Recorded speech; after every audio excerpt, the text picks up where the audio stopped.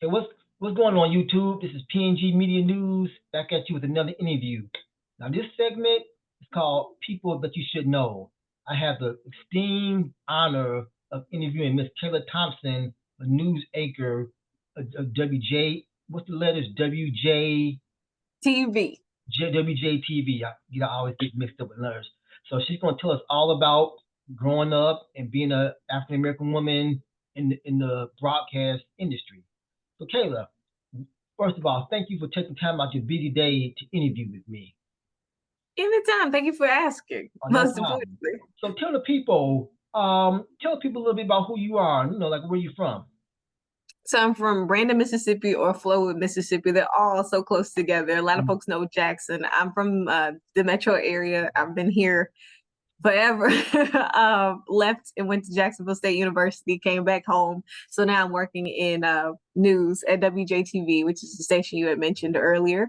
Before this, I worked in Tupelo, Mississippi. So a lot of the different journalism, I guess you could say, the start for me has been in Mississippi so far. So from Tupelo back home, and then we'll see what's next from here. But I enjoy being here and growing up here and really just talking to people in the community that I've known all these years and being able to put them in position to do even more amazing things. Okay. Now, where is Brandon in relation to Jackson? Is that like a more rural area, or where is that kind of like? Not everything's like 15 minutes apart. So that's what I'm Oh, saying. It's kind of it's interconnected. You can get okay. out of one city and bust about 3 or 4 blocks, and then you're in Jackson, or you're in Brandon, or you're in Flowood. So they're very connected. All right. So what was it like growing up in Brandon? Like, what type of things were you into? I was a soccer player and I ran track, but I played soccer since I was about 3 years old and Mm. then took it all the way to college. And then I didn't start running track until about eighth grade. And people typically think that that's all I did was run track, but track was the second love and it came a little bit later. It was like I felt like I could run fast. My parents were like, girl, go sit down. You can get smoked. And I actually won a couple races. And so Mm. they were like, okay, well, she might have it. So I was able to kind of sometimes rank up evenly with some of the best runners in the state until I became the best runner in the state and won a Oh, wow. championship my ninth grade year. And then shortly after that, I started getting beat up, pretty bad Okay. by some other girls. But it was cool. I enjoyed sports. When I look at my life now, I think a lot of it has to do with sports and the mindset that you have to have and the discipline to continuously move your body in that way. And especially I ran track and played soccer again through college. So I Okay. had to find my identity as a journalist, Mm. and all I know is athletics. So I typically tend to take an approach that is similar to athletics to Right. journalism. Like, if it's you and me at the line, like we're both going for the story, well, then I'll make sure that I have the edge above and keep it, light like that. But I think my mindset, again, my mental, my organizational skills and keeping things, never let yourself get behind, always know what you're trying to do next and never have a day where you can say, oh Mhm. crap, I don't know what I'm going to do. Like, no, Right. there always needs to be a backup plan. Okay. So I've always been that way. So how did you get into soccer? Because that's not usually a sport that's played in the African American community. So how did you get into that? So my parents actually chose soccer for me because Okay. they were like, I really don't want you to play basketball. I don't want you to Mm. just, do anything else that we always see. Let's do Right. something. And I ended up really enjoying it. And over the years, cultivated my skills. I even started coaching at one point in time. When I first got out of school, I would coach. And all through college, I would be helping students that were pretty much seventh grade up until their senior years learn to cultivate their skills and get better. I was fast on my feet with the ball at my feet, which is like the ultimate skill for soccer. Mm-hmm. You need that. So if you're quick and you can be quick with a ball, that's what I ended up doing. And so over time, I just became pretty good at it. I had a couple times to go overseas and play, but I only went once, even Oh, though I was 3 times. But it was a journey. I really enjoy soccer. Now you're making me think about it. I'm gonna start missing it a little bit. so when you went overseas, were you like playing for a foreign team or something like that? No, so I played for Jacksonville State University, and Oh, we okay. went my freshman year to play Oh, overseas. gotcha, But I was gotcha. playing, well, I was running track at the time, so I really wasn't able to play in as many games because when I came back, I was still in season for track. But I Hmm. really still enjoyed myself. I got to play about 2 games, scored a couple goals, and we had a good time. Okay. Wow, that's awesome. Awesome. And speaking of Jackson State, Now, how did you get there? Was it just a natural thing being in Mississippi to go to Jackson State, or did you get like a scholarship? How did you end up there? So it's Jacksonville State. So I did not Jacksonville State. stay at home. A lot of people think that. They're like, oh yeah, you went to no, I went to Oh, the there's other two different schools? Yeah, so it's two different Oh, schools. So I went to Jacksonville, Alabama, which I didn't know existed until oh, they I sent didn't a either. letter in the mail. Okay. Yeah.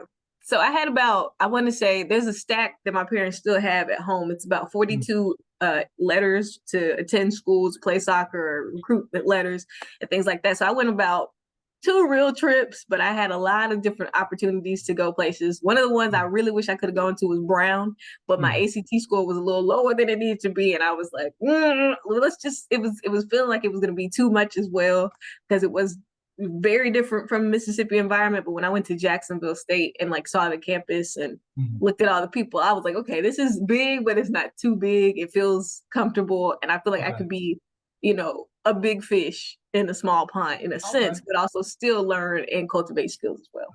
Now I gotta ask you this. I know I'm kind of stereotyping, but going from Mississippi to Alabama, they're both in the South. Was it the same, or did you find out the culture of Alabama is a little bit different than Mississippi? It's a little bit different. I will say Okay. the first time I actually recall being racially profiled as an adult was in Alabama. First two Okay. weeks of being at school, but I kind of knew what to expect. It's not like it's that much different, but at the same time, we're not. I think typically when people think about Mississippi, they assume like somebody's going to walk down the street and just call you the N-word. We don't act like that. Like we don't do things like that. But you do feel a little bit of like historic context to some of the things and some of the places you may go. Same with Alabama. Same with Florida, if we're being real. So you just still have Mhm. to be mindful. But the whole context of Mississippi being some sundown town and you should be scared if you black is absolutely irrational Okay. and it's wrong. All right. And how was the culture just amongst the blacks? Was the Southern culture in Mississippi different than the Southern culture, Black Southern culture of Alabama? Did people like, ooh, you got you an accent? And then like, nah, y'all got the accent. What was that? No, it was definitely always like you sound different. You do Okay. have accent, but a lot of my teammates were from Canada. Some were from New Jersey. So of course you're coming to a new place that everybody sounds like something. It was gumbo. Jacksonville State Okay. was gumbo. You throw everything in here and everybody's just getting along on the grounds of, oh, you like Janet Jackson, I do too. Let's be Okay. best friends. So as long as we had music in common, we were Mm, pretty much okay. But a lot of the I could say like some of the different styles of blackness were a bit different, but we all mm. ended up coming to the same point. Okay. Now I understand why you were there. You did a lot. In addition to running track and soccer, you also anchored like a radio show. Hmm. It was probably like one of the most popular shows. Tell me a little bit about that. Yeah, it was fun. Really, it was my sneaky way of putting Mississippi artists on Okay. Alabama radio. So we Oh. had it was like a class assignment, but you did a show weekly. And so my show, I really enjoyed playing some of the old hits that I felt like a lot of people didn't appreciate. So I had days called like Decade of the Day. I'll play Mhm. things from the 70s, I'll play things from the 80s, the 90s, 2000s, and so on and so forth. And like I said, it was just really an opportunity. Now that I look back, it's kind of funny because I was trying to interview celebrities and get up there and make it seem like it was this grand, big, Mhm.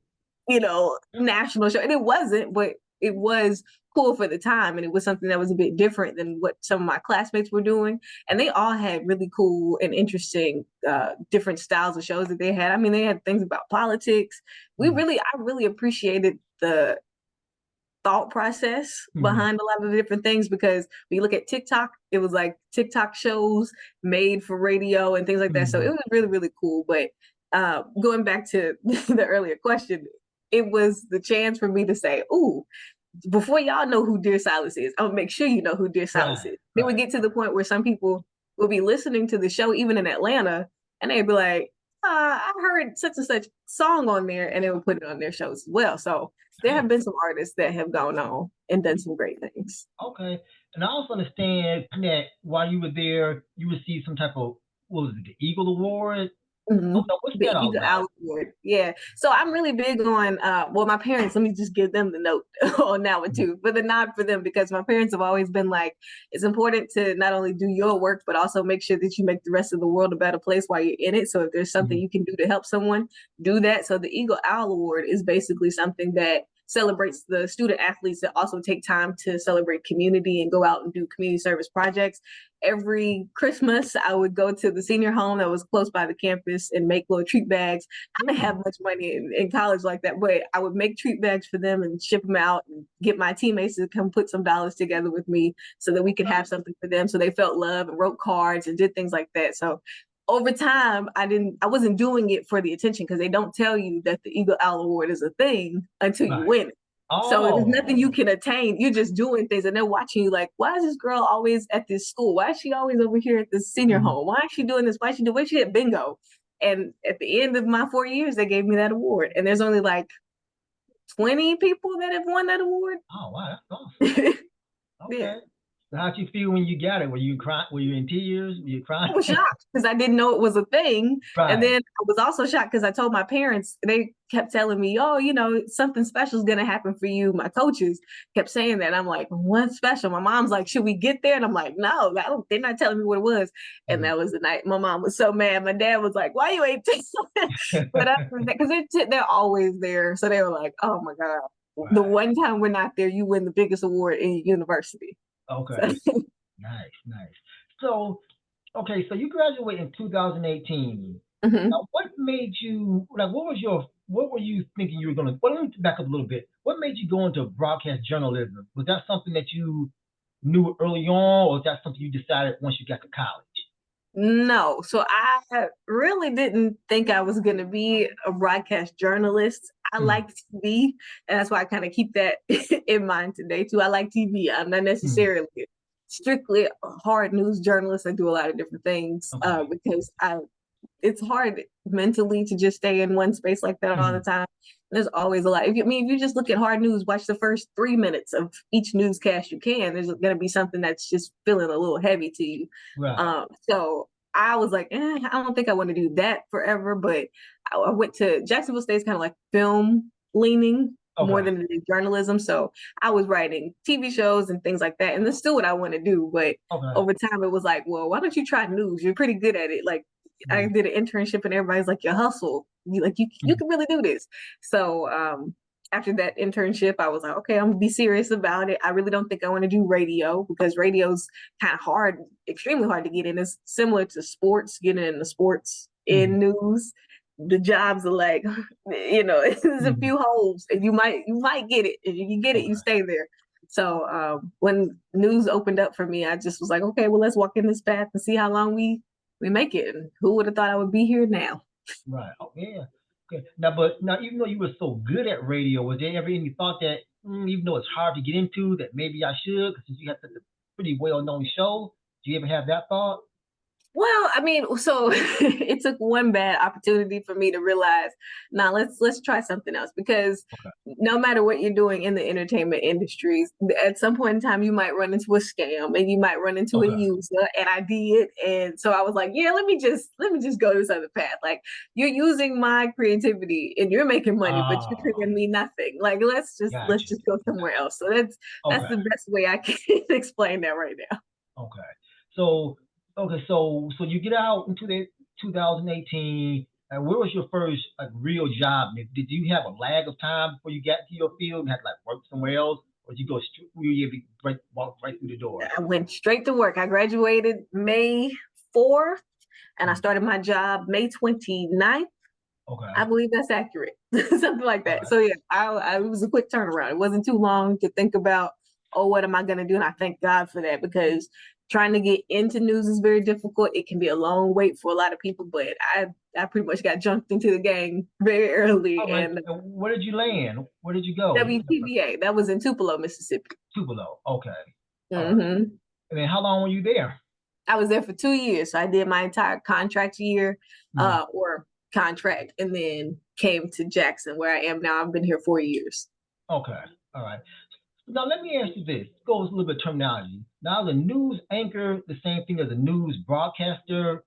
Are they the same or synonymous, or are they two different type of things?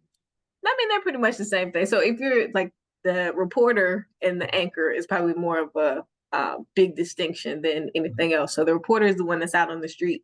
Anchor is the one that's in the studio. A host is the one that's probably not doing necessarily news-based things, but they kind of do like the lifestyle show that I do, which is, we don't call it lifestyle, but kind of leans that way, and it's called Live at 9. So I'm a host of that, but I'm a news anchor for the 6 a.m. news. Okay. And then you know how you have the morning news, nightly news, afternoon.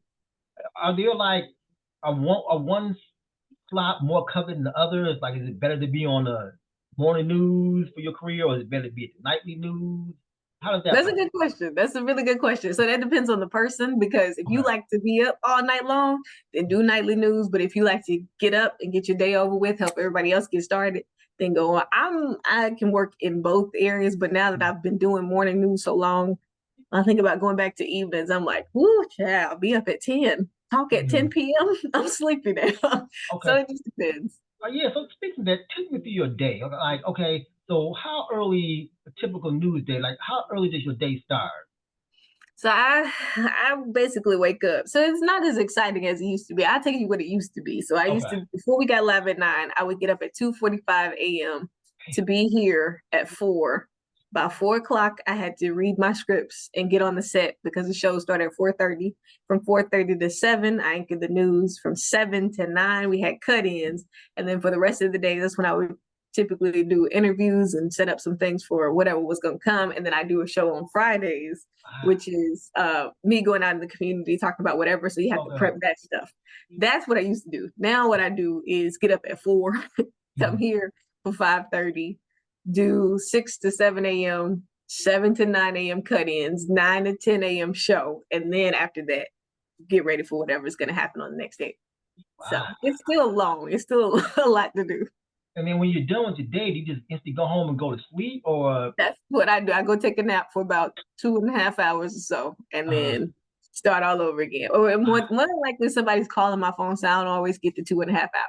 I get about an hour before I'm unbothered. Wow. And then, so do you have the weekends off at least? Yes. Okay. Yeah, but people are so used to seeing me work on weekends, because I used to do that 2 years ago, that they still think that's what I do. Or sometimes I'll go to an event and just pop in. And they're like, can you record us real quick? And it takes no time sometimes. But I've also gotten to the point where I'm like, all right, you got to have boundaries. So I do not work weekends. Okay. Now when I watch your broadcast, because I don't get to see the full thing, I only get to see what's posted on Instagram, but you be having the ball. I mean, you be all type of stuff. I mean, your interviews, the people you have in the studio. So I want to show a couple of clips and get you to talk about some of these clips. Okay. First one I want to show. Somebody's trying to grab you. Y'all mixing it up. Now this one, are you able to see it? Yeah.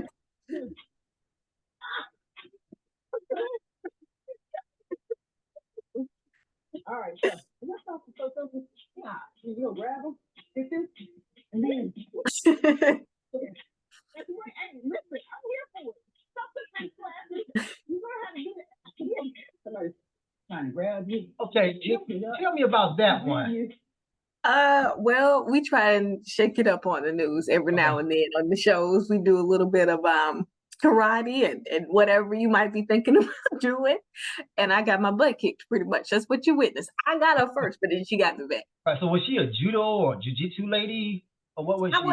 I can't remember exactly, because Cam is a good friend of mine. I can't remember exactly what we called it. I don't remember if it's Taekwondo, but what I know is my back was sore the next day. That's what I know. So when you have shows like that, how much of it is your own input, or how much of it is what the studio's saying, or the station's saying you need to do? All of it's us. My co-host and I, Blake, we basically separate ourselves to do like, okay, you want to do something cool, do what you're going to do. I'm going to do what I'm going to do. So there really isn't, I mean, every now and then we get a tap on the shoulder saying, hey, okay, that was a little too far. But other than that, we get to do whatever. Oh, all right. Now, another one I want to show is this interview. Right? I think I have some family that's from it. And you guys was your foot. Yes. Okay. Yeah. So why did you decide to come down today to help out? I mean, our human family is in need, and Mari and Judy were like my sister.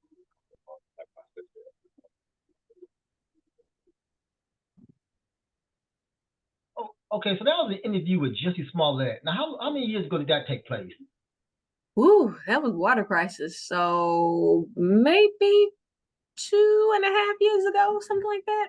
Okay. Now, what was it like? Now, was that before his whole scandal thing? That was after the scandal. It was after? That was after the scandal. Okay, so what was it like interviewing him?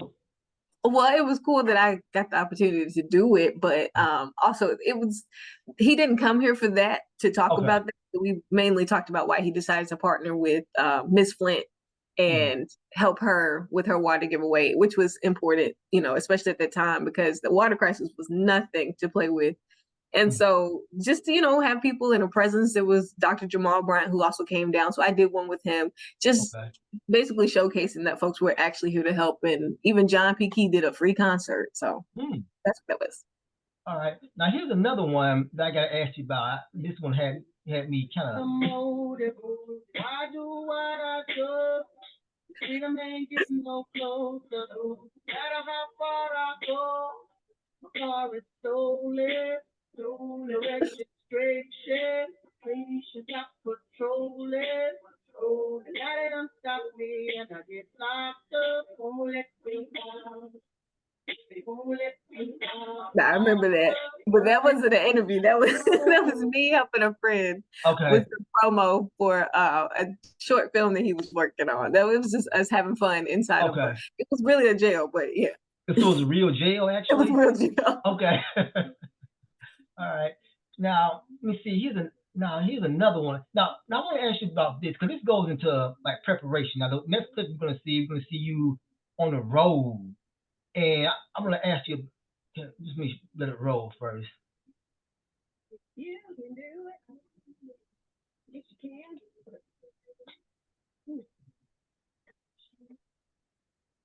3, 2,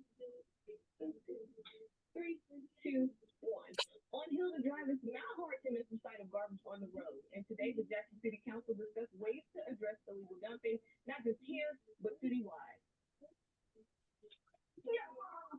You can do it. Okay, so when you're doing on the road like that, like how much is it like just as soon as you get there, boom, you start shooting, or is it like you did where it's like, all right, let me get prepared, look around, make sure nothing's going on. What's it like to shoot a scene like that?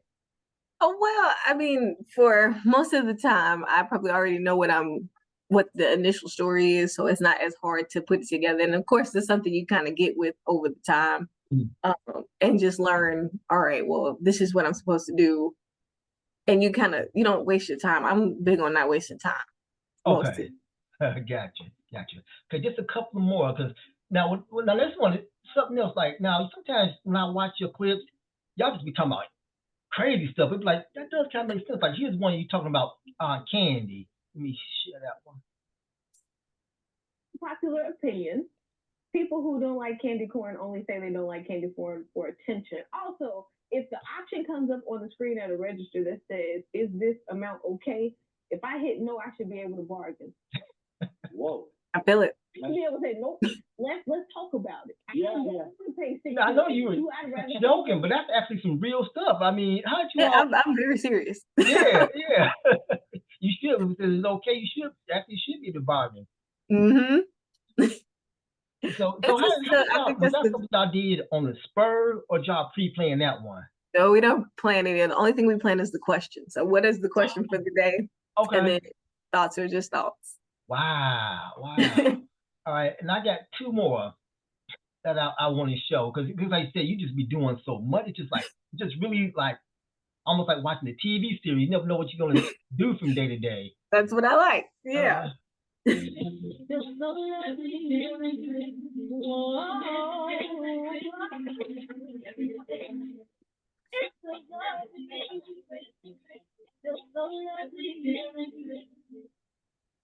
Okay, so tell me about that one. Was that like a sit up, go see Santa type of thing, or how'd that one come about? I remember. I only saw the Zoom on that one. I heard the Christmas song, but I don't know which video that was. You weren't able to see it? Oh, let me try again.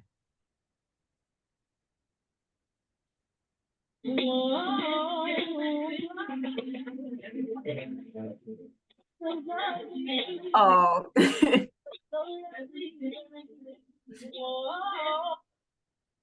Yeah, it's just like little fun things that we do to end the shows and stuff like that. We really, when I tell you the amount of thought that goes into half of the things I do, You would assume it's well planned out. Sometimes I'm just like, you know what? There's a slide. Let's do it, and we go.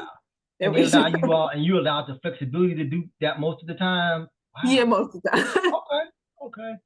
Now I want to go. Now the last clip I want to do. This is kind of an old one. See if you remember this one. Students are inside of this hospital this morning as a result of a crash that happened yesterday afternoon. The sprinkler just came on. Excuse me. School students are inside of this hospital this morning. I can't see that one. Can't see? Yesterday afternoon, the sprinkler system just came on. It didn't share? Let me try again. This morning as a result of a crash that happened. Oh, I remember. Is that the water hose? Yeah. Okay. I remember the water hose. All right. Yeah, that was my first job. So that wasn't at WJ. That was the one at Tupelo? That was at WTVA, yeah. That was the first time I learned you can't take yourself seriously because stuff is just gonna happen. And a water hose hit me on live TV while I was reporting. So that wasn't planned. That was the actual. No, I will tell you, most of the things are not planned. It just happens, and you have to adjust. Okay, all right. So now what I want to talk about, like I said, you have such fun on your show. So as a news broadcaster, so like, what's the ceiling? Like, what's like or not maybe even ceiling, but what's like the next progression? Do you want to stay there, or is it like I want to be on Dateline NBC or something like that? I mean, what's the progression that you all used to go through? Now, I would love to be on a national morning show. I'd be crazy if I didn't say that, but I do enjoy being here, being home with family, and building whatever this is that is being built. Because people have different opinions of what it is, but just I think about it, and changes for me probably every week what I really want to see happen. But I'm kind of one of those people like, let God take the wheel and you tell me what to, and that's been working for me for the last 2 years. I stopped trying to like over plan what I want to happen, and just really good things have been happening. So I just want to keep on that path and do what I'm supposed to be doing and help people like I'm supposed to. And if that leads me to national news, cool. If it makes me stay here a little bit longer, all right. Okay. Would you ever do anything like investigative journalism, where you're out talking about, like on shows like Dateline NBC, or talking about murders and, those crime shows? Would you ever do anything like that? Yeah, so that's how I started. So a lot of people, when they see me now, they see all the fun stuff, but I've always been serious. I was always able to put together those pieces. I was one of the people that folks trusted after storms to come talk to, or if something was going wrong with your house, you called and we were able to help get the story, done for you and actually get some change to happen. So I never lost those skills. I never stopped doing those things. I think it's just, I don't have as much space to do it because now there's a new platform for me to do all these other things. So I'm just walking in that right now. But I do like both now. Don't get me wrong. Okay, got you. And with the, with the rise of social media like YouTube and Instagram, how does that impact like people watching the actual news itself, you think? Well, like you said, you don't actually watch our newscast. You watch clips on social. So if I can at least make you look at clips on social and say, okay, well, this is what Kayla did today. You might want to go to YouTube. You might want to go to the website. But this is a different game. It's not really, we can say, oh, everybody's sitting at home watching the news anymore. It's not that. You have to grasp attention, and you don't want to do it in a gimmicky way, but you definitely want to, provide some type of something that leads people maybe to the information that they might not have been getting in, previously. So it was when I say like, okay, you might not have cared about the fair, but maybe I can make you care about the fair because I showed you this cool small business. And then that leads you to checking out this grand trademark that we have that has tons of small businesses in there and things like that. So that's what I think. I think, how can I grasp your attention and get a point to you to make you go and do the rest of the research?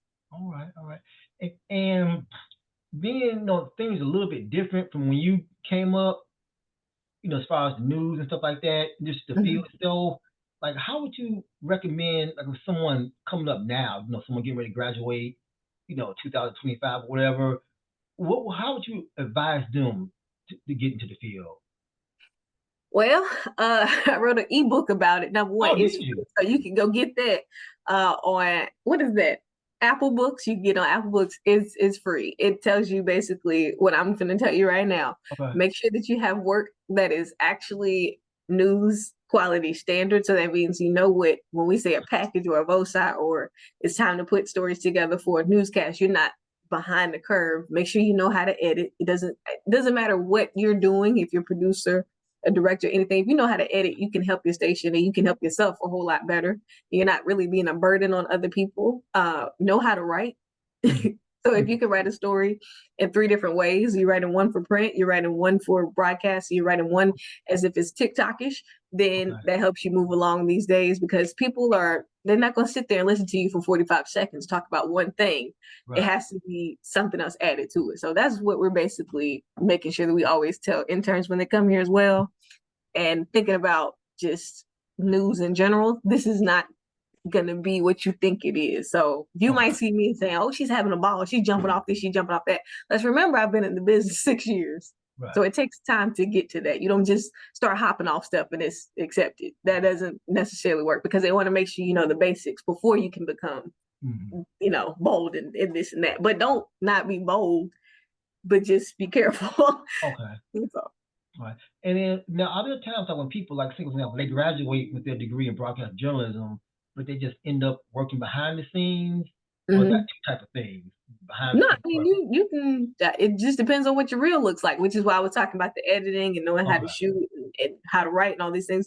Because if you're not having to learn those, eventually you get to the point where, okay, now they can let you out on the street and you don't have to be behind the scenes. But I started as a writer too. So you have to write for 3 months at my first job and then you get on camera.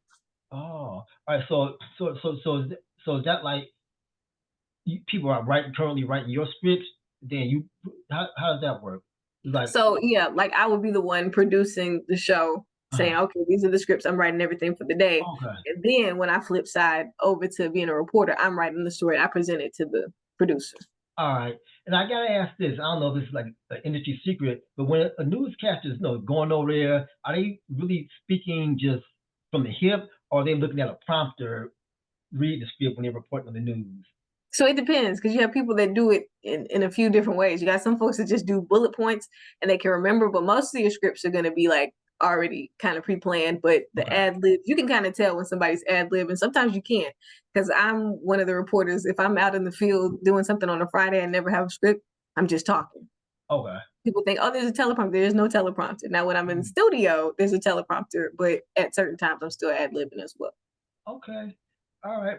Well, as we wind down, I just want to go back to a little bit more questions about you. Now, I understand you like old school TV shows. Like, what's your favorite? A Different World, #1. Okay. Living Single, Hanging with Mr. Cooper, Three's Company. You get the vibe. It's right. Okay. All right. And then I also understand that you like reading. Like, what's your favorite genre to reading? Autobiography. I like reading about different people and their stories, their life stories. So right now I'm reading Eve's book.